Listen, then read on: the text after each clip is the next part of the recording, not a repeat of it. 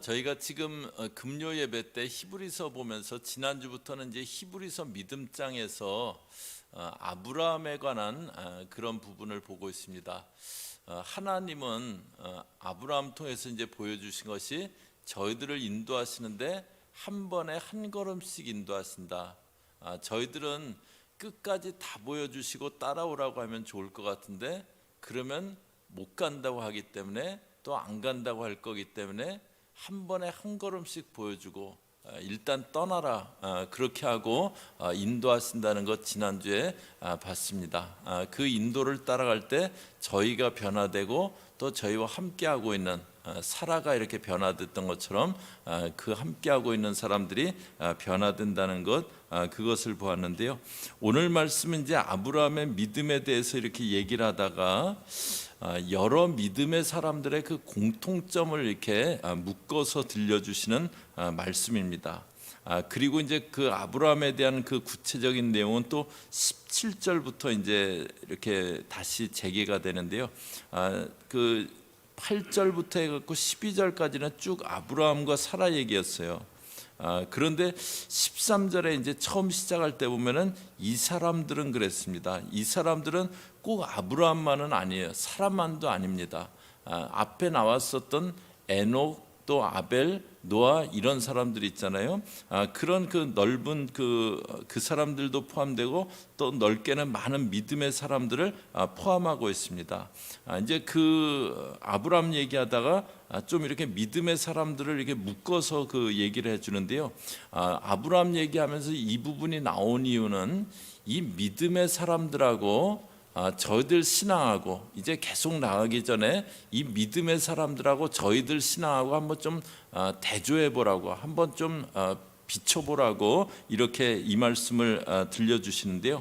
오늘 이 말씀 보면서 이 히브리서 11장에 있는 믿음의 사람들하고 나의 믿음하고 같이 한번 이렇게 좀 비교하면서 대조하면서 보는 시간 되실 수 있기를 바랍니다.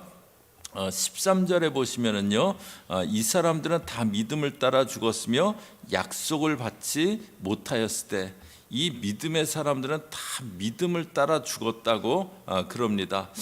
믿음을 따라 죽었다는 표현은 죽는 것도 뭐 믿음의 죽음이 있다 이제 그거는 아닙니다. 여기 믿음을 따라 죽었다는 것은 죽는 그 순간까지 믿음으로 삶을 사다가 삶을 마쳤다는 그런 표현입니다. 에녹 같은 경우가 그랬죠. 에녹은 이제 하나님과 동행했어요. 그래서 죽음을 보지 않고 들림 받았잖아요. 그런데 이 땅을 떠나는 그 순간까지 하나님과 같이 걸어갔던 그런 믿음의 사람이었습니다. 변함없이 신실하게 하나님하고 쭉 길을 같이 걸어간 겁니다. 아브라함 같은 경우도 75세 갈대 우르를 떠나는데요. 175세의 삶을 마칠 때까지 신앙이 흔들리지 않았던 그런 믿음의 인물이었습니다. 그런데 모든 성경의 인물이 그렇게 끝까지 믿음의 삶을 살았던 것은 아니에요. 열왕기하 12장에 보면은요, 요아스라는 그 왕이 나옵니다. 열왕기하 12장 1절 보시면은요, 예후의 제7년에 요아스가 왕이 되어 예루살렘에서 40년간 통치하니라. 그의 어머니의 이름은 시비아라. 그런데 2절이요, 2절 같이 읽습니다. 시작. 요아스는 제사장 여호야다가 그를 교훈하는 모든 날 동안에는 여호와 보시기에 정직히 행하였을 때, 이 요아스는 좀 일찍 왕이 됐습니다. 7살 때 왕이 됐는데요. 그런데 요아스는 제사장 여호야다가 그를 교훈하는 모든 날 동안, 제사장 여호야다가 1살 때부터 이 요아스를 키웠어요. 그리고 이제 왕으로 다스리는데 그 옆에 있으면서 계속 그를 하나님 말씀으로 교훈을 했습니다. 그동안에는 정직히 행했다고 하는데요. 그런데 이제 제사장 여호야다가 죽습니다. 그러자 갑자기 하나님을 떠나서 아세라 우상을 섬기는 거예요. 그러니까 여호야다의 아들 선지자 스가랴가 와갖고 책망의 예언을 해요. 그 스가랴를 죽이게 그렇게 명령을 내립니다. 처음에는 잘 시작했다가 믿음에서 많이 멀어진 그런 왕이 됩니다. 오늘 히브리서 기자는 믿음에서 떠나지 말고, 믿다가 믿음에서 떠나지 말라고, 그 믿음의 사람들은 죽는 순간까지 믿음으로 살았던 그런 인물들이라고 말해줍니다. 그것이 뭐 약속이 성취돼서 약속을 받지 못하였을 때 이거는 약속이 성취됐다는 건데요. 그 성취되지 못했다는 건데요. 뭐 약속이 성취돼서 그렇게 그 믿음으로 살았던 것 아닙니다. 그냥 그것들을 멀리서 보고 환영했다 그랬어요. 멀리서 보듯이 약속만 주어져 있었어요. 그러나 끝까지 믿음으로 살다가 삶을 마쳤습니다. 그렇게 할 수 있었던 근거가 있는데요. 이 믿음의 사람들이 그렇게 끝까지 믿음으로 갈 수 있었던 근거가 있는데요. 저희 앞에 한 2절 앞에 가서 11절 한번 보세요. 11절 보시면은 믿음으로 사라 자신도 나이가 많아 단산하였으나 잉태할 수 있는 힘을 얻었으니 이는 약속하신 이를 미쁘신 줄 알았습니다. 약속하신 이를 미쁘신 줄 알았다고 했는데 여기 미쁘시다는 것은 신실하시다는 뜻입니다. 믿음의 근거가, 저희들 믿음의 근거가 하나님 말씀과 또 하나님의 전능하심이다. 이제 그걸 보았는데요. 그런데 하나님은 전능하실 뿐만 아니라 신실하신 하나님이세요. 아멘이시죠?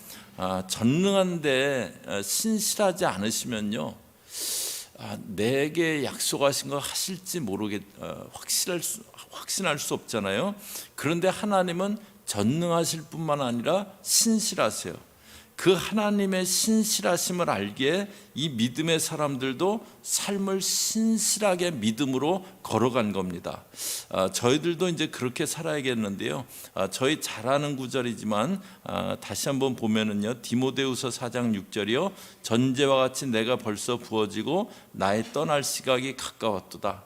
바울 사도가 이제 나의 떠날 시간, 나의 그 생명이 마칠 시간이 가까웠다고 합니다. 그런데 7절이요, 저희 같이 읽습니다. 시작. 나는 선한 싸움을 싸우고 나의 달려갈 길을 마치고 믿음을 지켰으니. 그 마지막 순간에 뭐라고 고백하냐면 난 선한 싸움을 싸웠다고. 전제와 같이 내가 벌써 부어졌고, 그냥 그 재물에 그 포도주를 붓듯이 나는 완전히 한 방울까지 다 부어진 것처럼 그렇게 주 앞에 내 모든 것을 다 드렸고, 그리고 선한 싸움을 싸웠고 믿음을 지켰다라고 그렇게 고백을 해요. 보면은 이렇게 젊을 때는 열심히 이렇게 하다가 나중에는 그냥 건성건성 신앙생활하는 그런 경우도 있습니다.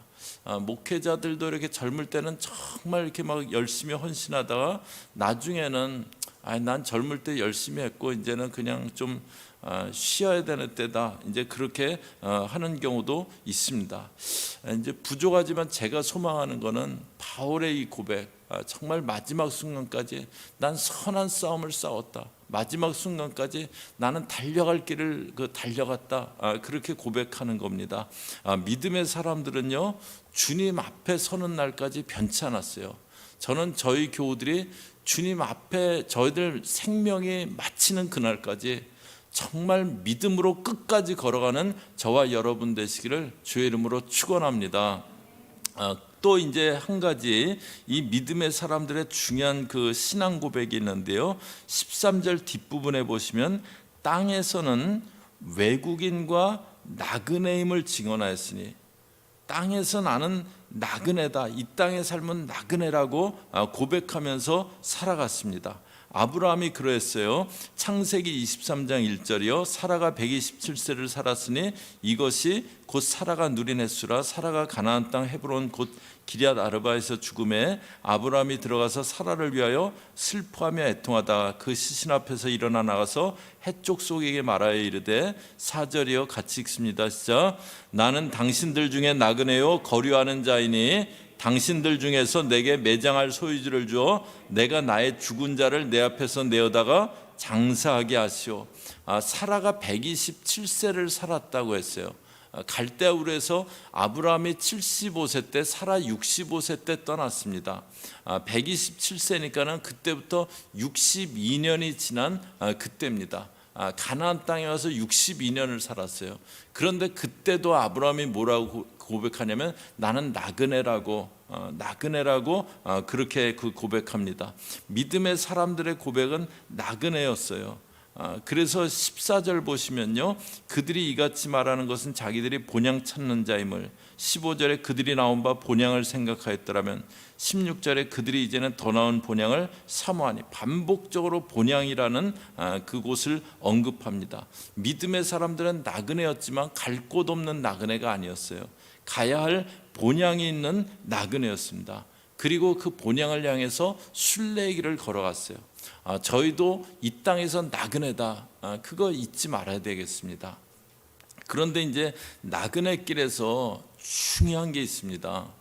얼마 전에 이제 은퇴를 하고 멕시코에 가서 사는 미국 여자분 글을 하나 읽었는데요.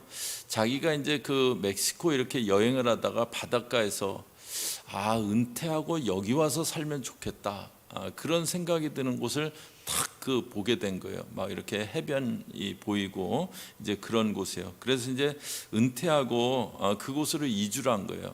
집에서 바다가 늘 보이고 또 모래사장을 걸을 수 있고 이제 그런 곳으로 갔어요. 근데 거기 그 주거비하고 생활비하고 해서 한 달에 1,200불이 든대요. 뭐 경치도 좋고 그런 면에서 너무 좋다고 이제 그러더라고요. 그런데 단점이 있다고 하면서, 아무도 없는 곳에 덜렁 혼자 이주해 보니까 너무 외롭다고. 그렇죠. 아무리 경치가 좋아도 그냥 홀을 단신 거기 리타이어하고 거기 가고 혼자 사는 거예요. 그래갖고 친구나 뭐 가족들하고 이렇게 줌을 통해서 이렇게 연락은 하고 하는데, 아무것도 없는 데서 경치 하나 보고 지내자니까 너무 외롭다고 이제 그렇게 썼어요. 그래서 이제 저희도 나그네 길을 가는데요, 꼭 이렇게 좀 같이 할 동행이 이렇게 필요합니다. 저희가 이제 10장 24절에서 이미 사랑과 선행을 격려하라는 말씀 받잖아요. 저희가 믿음의 나그네 길을 잘 걸어가기 위해서는요, 사랑과 선행을 격려할 그 교제와 또 믿음의 사람들과의 동행이 있어야 됩니다. 팬데믹이 가져온 신앙의 어떤 위기 중에 하나가 교제를 약화시키고 있는 겁니다. 그냥 온라인으로 이렇게 예배를 드리고 뭐 그럴 때 이렇게 이렇게 많이 편하잖아요. 저도 이제 지금 수요일날 영성훈련학교를 1강은 제가 하고 2강, 3강은 이제 집에서 온라인으로 듣는데요.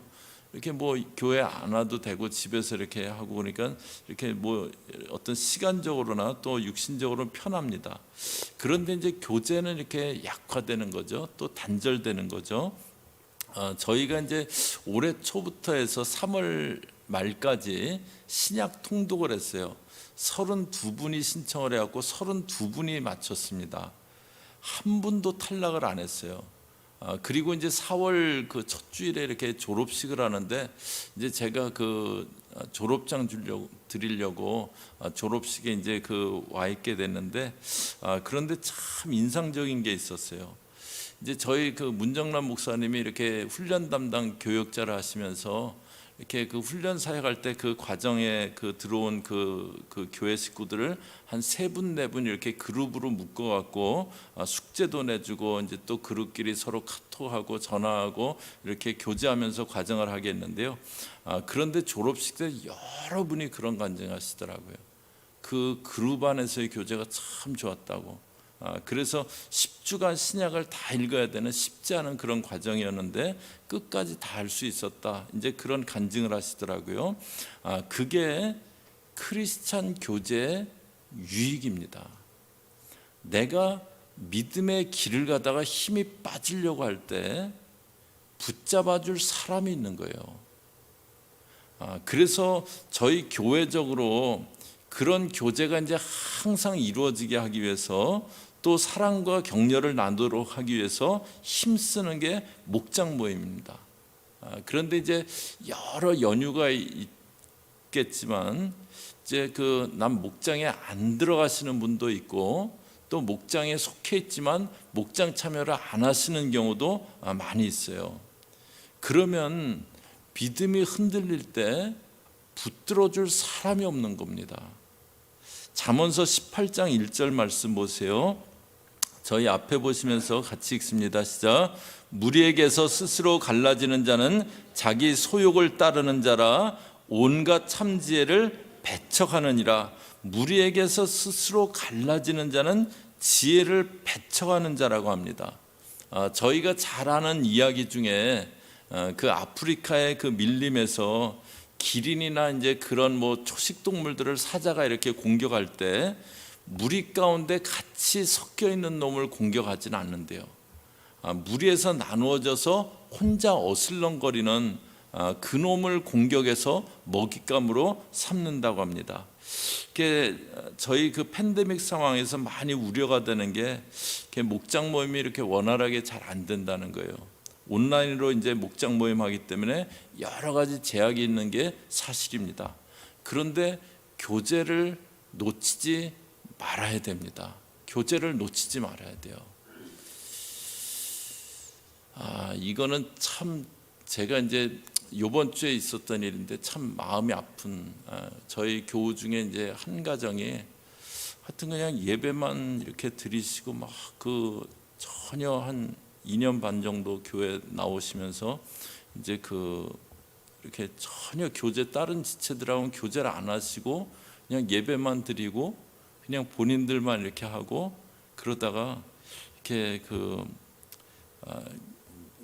이렇게 교회를 이렇게 좀 떠나셨어요. 그 팬데믹 중에 떠나셨어요. 그래서 이번 주에 이렇게 좀 통화를 했는데 그런데 이렇게 뭐 본인들이 이렇게 그냥 딱 이렇게 이렇게 고립돼서 신앙생활한 게 좀 문제였기도 했고 근데 그러면서 이렇게 저한테 이렇게 좀 섭섭하다 그러시더라고요. 왜 자주 전화를 안 하셨냐고. 근데 제가 참 불찰이기도 한데 참 마음이 이렇게 아팠어요. 이렇게 좀 이렇게 다른 교우들하고도 어울리시지 왜 꼭 담임 목사가 꼭 막 한 달에도 몇 번씩 전화해 주기를 바라시고 그러실까? 왜 그렇게 신앙생활 하실까? 제가 참 안타깝기도 하고 참 마음이 아프기도 하고 그랬습니다. 근데 저희들 신앙은 나그네 길입니다. 근데 가는 길에 동행이 없으면은 낙오하게 돼 있어요. 저는 저희 교우들 이렇게 서로 마음을 열고 저희가 이 LA에서 저희 한 공동체에 모였다는 건 하나님의 특별한 뜻이 있는 거 아니겠습니까? 그래서 서로 마음을 열고 내가 이제 좀 같이 교제를 하고 같이 믿음의 어떤 그런 사람들하고 같이 서로 붙들어주고 그런 일이 잘 되었으면 그렇게 생각합니다.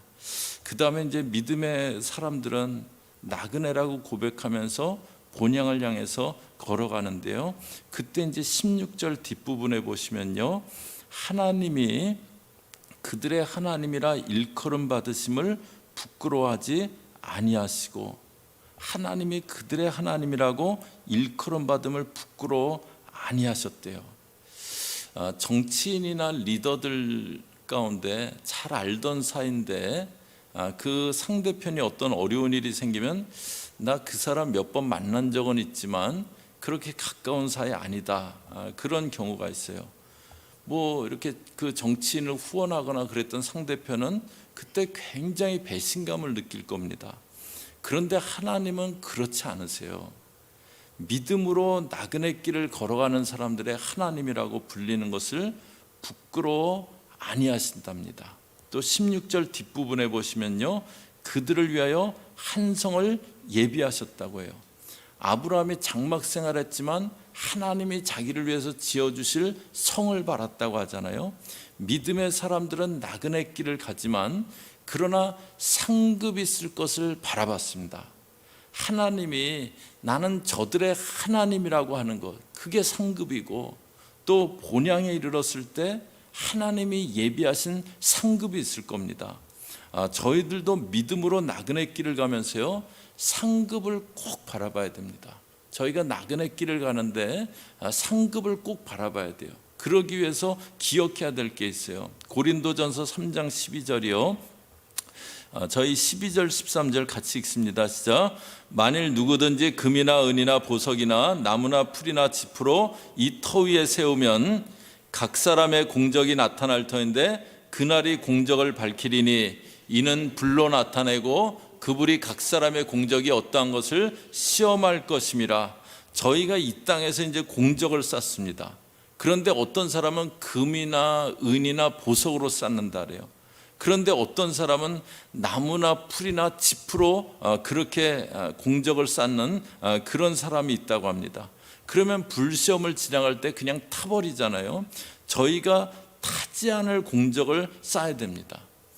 수요일 날 이제 그 바이든 대통령이 국정연설을 했는데요. 그런데 맨 마지막에 국정연설 다 끝나고 이제 그 상원 의원들이 이렇게 앉아 있는데 그 상원 의원들한테 Thank you for your patience.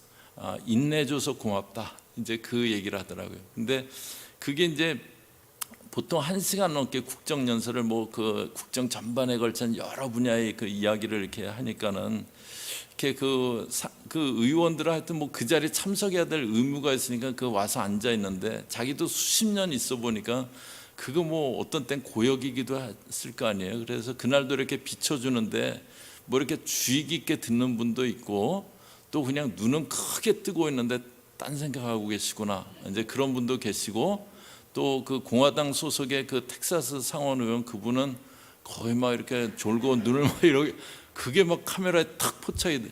그분은 다음번에 그 당선되면 텍사스 분들이 그분 굉장히 신뢰하는 거예요. 예, 하여튼 뭐 이제 그런 경우도 있고 이제 그런데 이렇게 그래 갖고 이제 아마 그 심리 상태를 너무 잘 하시는 것 같아요. 그래서 그냥 의원들한테 Thank you for your patience. 그렇게 마지막에 그러시더라고요. 인내해줘서 들어주려고 인내한 거 고맙다고. 저희도 그럴 수 있어요. 그냥 체면치레로 예배도 드리고 봉사도 하고 그냥 그 자리에 있을 수 있습니다. 그러면 그냥 풀이나 집 같은 공적을 쌓는 거예요. 이왕 하는 거 마음을 들여서 믿음으로 타지 않을 공적을 쌓아나가야 되겠습니다.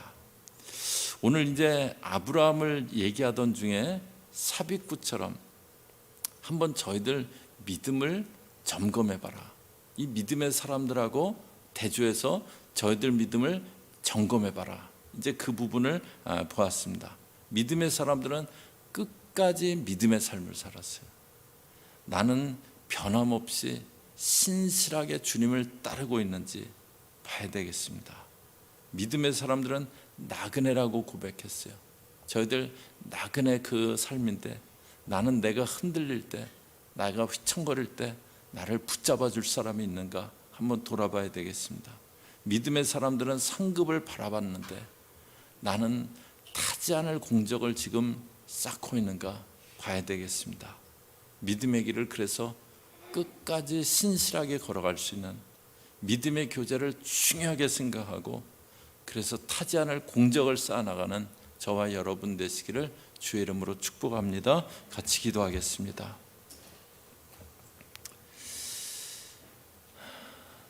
하나님, 믿음의 사람들에게 있었던 공통점을 보았습니다.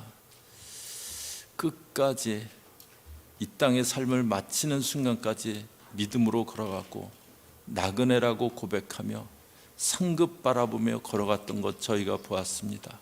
하나님 아버지, 저희들도 끝까지 주님 따르고 하나님 나그네 길이기에 나를 붙잡아줄 믿음의 형제가 자매가 정말 귀함을 기억하며 믿음의 교제 가운데 늘 머물러 있게 하시며 하나님 아버지 또 상급 바라보며 타지 않을 영원한 그런 공적 쌓는 그런 나그네 길, 믿음의 길 되어지게 저희들 붙잡아 주시옵소서.